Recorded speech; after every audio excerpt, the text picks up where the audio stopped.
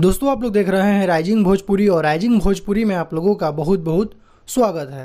दोस्तों खेसारी लाल यादव का गाना आम के स्वाद, जो कि दोस्तों जब से वो गाना रिलीज हुआ है तब से वो गाना ट्रेंडिंग में है। फिलहाल अभी भी वो गाना यूट्यूब के ट्रेंडिंग के म्यूजिक सेक्शन में 1 नंबर पर ट्रेंड कर रहा है, आप लोग देख सकते हैं।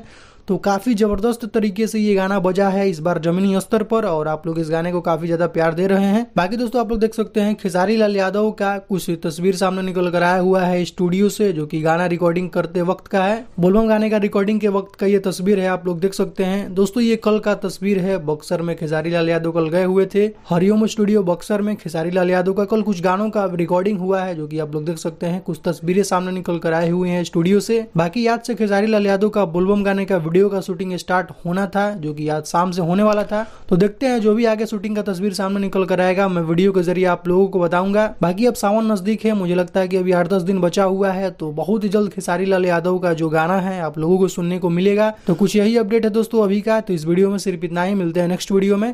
Thank you so much.